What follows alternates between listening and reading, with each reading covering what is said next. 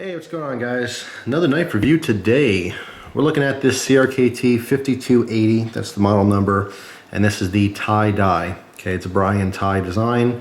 It is a button lock manual knife. I want to make it a point because it kind of looks like it might be assisted or something. It is not. It does have a flipper here, which you can use to flip out the blade, but it is not assisted, nor is it automatic. Just because it has a button lock does not mean it's an automatic knife. When you push this, nothing happens.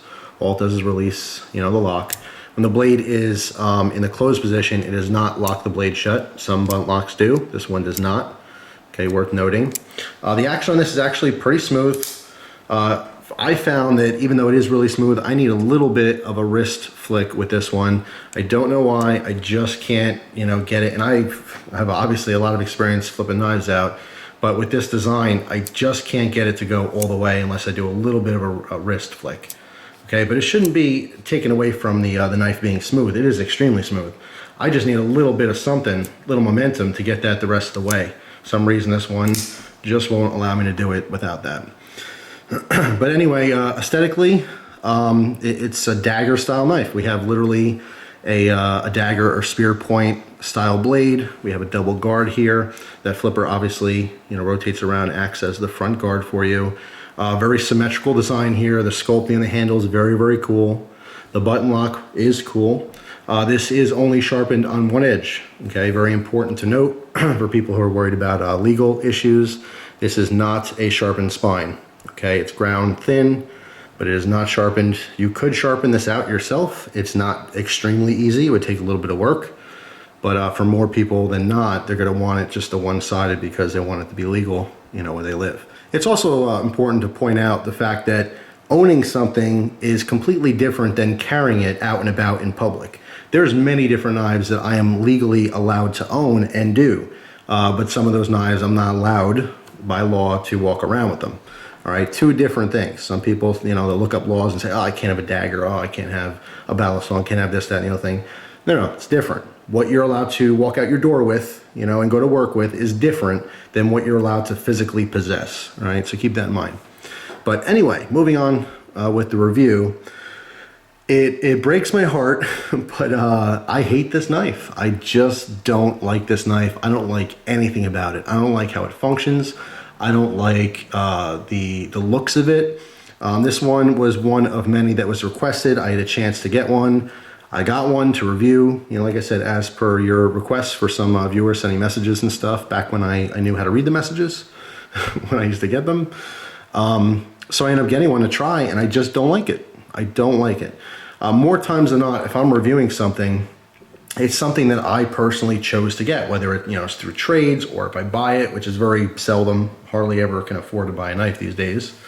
But bartering and trading and stuff like that, I'm trying to find stuff that I think I'm gonna like. That's why the majority of my reviews are positive, because I already have an idea looking at it. Understanding some of the specs on it, there's always gonna be surprises, and I may love a knife the way it looks, then get it and think like, it's not that comfortable. There's a lot of factors in that sense, but unless knives are randomly sent to me to review, or like if a viewer's lending me a knife to review or something like that, if I'm not picking it myself, that's the only real time that there's gonna be a chance I'm gonna get something I completely hate. And this is just one of those things where, you guys wanted to see it, I had a chance to get one, I got one to try it out and hated it. There's a lot I don't like about this. It's not just the aesthetics. I don't think it's a very good looking knife. I don't think it's the ugliest thing in the world. It just really, really reminds me of a lot of the super cheap fantasy knives. And it's not necessarily a bad thing. It's just for daily use as like an EDC knife. It certainly does not fit that role for me in any sense of that word. It's not practical. It's not easy to use. It's not comfortable. Although these are made in China, the quality of the knife is actually pretty decent. All right, these are gonna run you about 50 bucks pretty much everywhere you look. For $50, the quality of the knife, the materials, the fit and finish, that kind of thing, that's fine. Great lockup on this one. It is a button lock, which is very unique. You don't see as many button locks these days that aren't automatics, so I do like that quite a bit. It's not a crappy knife in the materials or how it's made. It's crappy in how it's designed. And I hate to say that. Brian Tighe is an amazing knife maker. He's an artist, and I had the pleasure of meeting him at SHOT Show. I didn't get a chance to get in touch with him at Blade Show this year, but What an awesome guy, and I followed him for many, many years. I'm very impressed with a lot of his work. But this is one of those things where I kind of, you know, put my hand on my forehead and kind of shake my head a little bit and go, Brian, what were you thinking? I mean, I understand there's a huge market for knives that look like this, you know, and it is definitely, without a doubt, more in the fantasy realm of things, daggers and Dungeons and Dragons and wall hangers and stuff like that. And there's plenty of people who are going to get this and they're going to like it. You know why? Because it goes in their collection and it's pretty cool. And maybe they're opening a box or a letter every now and then. But I'm talking about people like, you know, most of my viewers, most of you guys out there, you're carrying knives every single day. And what you buy is stuff you're going to use. It's not just for display. As far as using this knife, it's just very uncomfortable. I found the only way this knife, you know, works well is in a natural grip like this, whether it's forward or in reverse. Okay, if you're an ice pick grip and you're stabbing like this, that's where this this knife is gonna do just fine for you. But you know, with a saber grip or you know a bunch of different natural like EDC type grips, it's just too uncomfortable for me. Most times when I'm using a knife for EDC, I'll do this. I'll just naturally, you know, pick my knife, open it, kind of, you know, put my index finger out there, rest the knife against the palm. Obviously, you know, you go in there and rip open boxes, packages, whatever. Sometimes I'll choke up and use my thumb if I'm cutting. Oftentimes I'll just have a natural grip like this, okay, with the thumb resting on the spine when I'm cutting. So those three, you know, grips are my main grips, and we don't need this. I just want to show you this is the box it comes in. So anyway. In any one of those grips, it's just uncomfortable. The knife is very symmetrical, which is cool. I have a weird thing for symmetry. I know some people out there are like that. It's just how some people are wired. If you give me 3 things on the table and 2 are on the left and 1 on the right, I kind of want to put the middle one in the middle. I like things being balanced. I love symmetry. I don't know why in everything I design or do, I try to have things symmetrical. It's something I like. So that appeals to me, symmetry. It's great. And the sculpting on the handle is very, very cool. The Brian Tighe stuff, they actually have a series where it's knife, belt buckle, and money clip. What an awesome combination if you happen to like those knife designs. I actually do have one of the money clips I'm going to review in the future. I've been using that more lately so I can get an idea for, you know, how it's going to work long term. But anyway, very cool concept, right? And I love the sculpting. And it is on both sides, but it just does nothing for the grip. This knife is extremely slick, okay? In addition to being slick, the body flares out in the middle a little bit, comes back in, then you have the extreme flare on the butt end, okay? That's awesome to keep your hand from sliding, okay, between both guards and that flare out the bottom. It keeps your hand from moving up and down. That's fine. That's very good for grip, or at least it should be. In this grip, it works.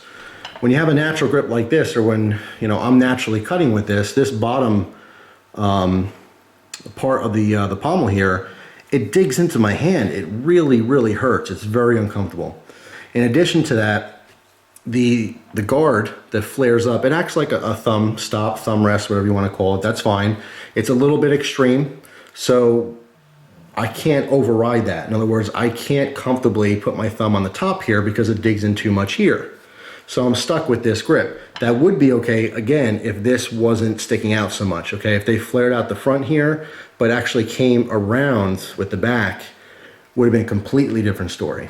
But because of this design, it digs into the hand to the point where I can't use it very long, all right? I tried ripping down boxes with this and cutting a bunch of stuff for testing. I couldn't do it. It was really hurting my hand right here in the palm.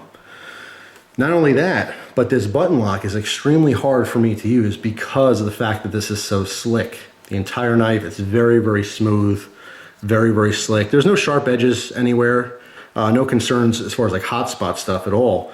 But being that it's a button lock, you have to depress the button, you push it down, okay, and that releases the blade. By the way, this one's a great example. There's no blade play at all in this. All right, so again, back to the quality of it, it's pretty decent. It's a nice knife for 50 bucks in that sense. But I can't use this easily with one hand, okay? I depress the button lock, and I have to, and I've tried many different things, by the way, all right? It's not my first time grabbing this knife. I literally play with this for hours and hours trying to figure out different ways to easily open and close this one-handed. And when I depress the button lock, the best thing I could figure is to put my hand kind of up high on the knife here so I can use this part of my finger to knock the blade off its axis, okay, that so I can actually release the lock, come up and close it with my thumb. All right, now that looks like, and again, I can't flip the thing out. Let's try that again. There we go. All right, so release the lock, lift my finger up or my hand forward. All right, then I can close it. This is the easiest way I figured to close this one-handed. All right, it's not that easy. Even after practicing it, it's an uncomfortable, awkward thing. So I think most people, and originally when I started, trying different things, my hand's sliding all over the place, and I almost got myself because I literally was trying to grip it in a position, and the pressure of my fingers made it slide almost completely out of my hand, and I had to kind of, I don't know what it is, but knife people, for the most part, when we go to drop a knife, our brain should tell us, put your arms out to the side, move your feet, and let it drop. But we don't, because we all have very nice knives, and we tend to go to grab them, and we cut ourselves. So that's what almost happened. But I was able to grab it by the handle. Anyway, for most people, if you're not very familiar with knives, you're going to get this thing, and you're going to end up doing this. You're going to depress the lock, and you're going to close it with two hands, okay? Either by the blade, or you're going to get it and use the guard a little bit for that, or you're going to depress the lock and just use your hand like this, all right, to close it. Whatever you do, it's going to be two-handed. It's not very easy to manipulate this one-handed because of the fact it's so smooth. It has nothing really to do with the fact it's a button lock. It's just that it's so smooth that the button lock itself becomes a task, all right? It shouldn't be a task. If this was a liner lock or frame lock, much easier to manipulate, but just by design, it's difficult with that button lock. Let's see what else. The blade shape, it's not the worst blade shape in the world, and it could be somewhat functional, but again, it definitely leans more towards the fantasy style of things as opposed to daily tool, shape. There's tons and tons. There's endless blade shapes, countless grinds and blade pattern combinations, and some are much more user-friendly, and this just tends to lean on the aesthetic side of things. If you do get one of these and you happen to love it yourself, is it going to work for you? Yeah, it's sharp. It comes nice and sharp.